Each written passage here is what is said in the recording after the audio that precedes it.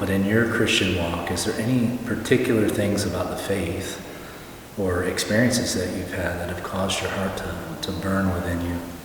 Actually, when you talk about burning, I would characterize my own journey as a slow burn.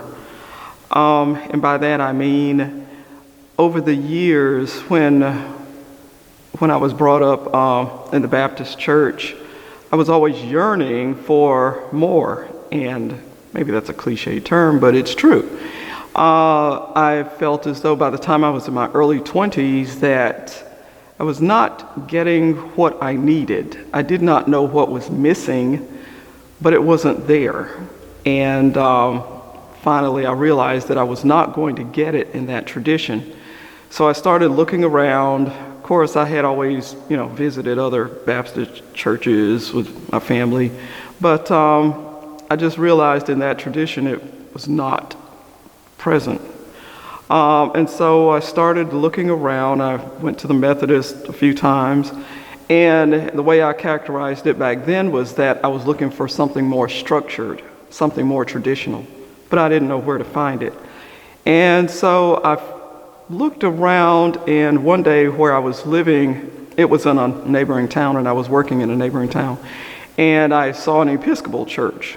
So I went there, and I was blown away by it. I really was. And I felt as though God was in that place. There was a real altar. There was structure there. I didn't know the term liturgical, but that's what it was. And I felt that God was in that place. I don't know if this is what you really want, but I was there for 5 years, but I wanted to find something more traditional, not as liberal, if I may use that term. And the Orthodox Church is where I first heard of that in the Episcopal Church. And I had a sister-in-law who was Orthodox at the time, and she loaned me books, and I did visit a Greek church in a neighboring city, and that got me on the way. So you feel, though, that there's clearly something in you that was being drawn somewhere. For me, I go back to the word yearning again. Mm-hmm. And it was something that I did not want to let go of. I had realized over the years that God is real. And He wasn't just present on Sunday during church, but He was a real force in my life. Not that I had any, extraordinary experiences, but there was that burning in my heart that they talked about. And this was something strange that I didn't want to let go of. And I have to say that at that time, too, I was really 12 when I became cognizant of God, of His existence. And it was after a Sunday school lesson. And it's kind of odd how God catches our attention at times. But I went to Sunday school one morning, and that was, of course, in the Baptist church. And there was the passage there about Paul and Silas being in prison, and they were singing praises to God. And that really blew my mind, because I thought, I know people who are in jail. I have relatives who've gone to jail. I don't think anyone was praising God when they were behind bars. So I was wondering, why would people do that? Why would they praise God? And they've been locked up because of preaching about God. And so I began to explore that just burned into my mind. And so over the years, just very gradually, through prayer, little reading here and there that I would sneak about and do, that relationship grew until I was in my early 20s, and I wanted to get out and explore and find more of that tradition. How did people respond to you being so young? And I know a little of your history, but all of a sudden being drawn to God as though God was real? Well, people did not respond because I did not tell them. Okay. I kept it, my family was like everyone else that I knew, nominally Christian, and I just had the sense that their reaction would be negative. And so and this is a well-known story within myself, for 10 years, until I was 22, I did not breathe a word about it. I didn't give any indication about it. As I said, I would sneak around, and if I found little snippets in books or things, I would read. And it was tougher because the internet wasn't around then, but it just grew into the point that I started attending church regularly, and my mother was wondering what's going on with me. Both my parents, I think they really thought that I was kind of slipping off the deep end. There was something wrong with me. And because you know something of my history, and I don't mind sharing this, I had a lot of problems with depression for many years. And God was my only friend. I'd always tried making friends in school, but they moved away or just didn't work out. And through prayer, God became my only friend. He was the person I trusted. He was the only person I could really talk to. You feel like all of that was guided by God? Well, I certainly do. Looking back, I can't find another reason for it. I had opportunities. I could have just stayed in the Baptist church. I could have stayed Episcopalian. For 7 years, I dropped out entirely between moving between the Episcopal Church and Orthodoxy. I was turned off by ethnic churches, and I had been attending a Greek church for a year and a half. It was a large parish, and I was turned off because of the language and just it seemed to be a closed society. And so when I was in the process, my husband and we were looking at moving to another part of the state, Georgia. There were one thing that I had in mind, and this was a criterion that I set. Wherever I moved, because I wanted to be Orthodox by that time, I wanted to move to a place that had an English-speaking Orthodox church. And so Macon fit the bill in a lot of ways, and so that's why I came here. I received, multitudes more healing within the Orthodox tradition than I ever did in Protestantism. And it's probably lengthy to go into, but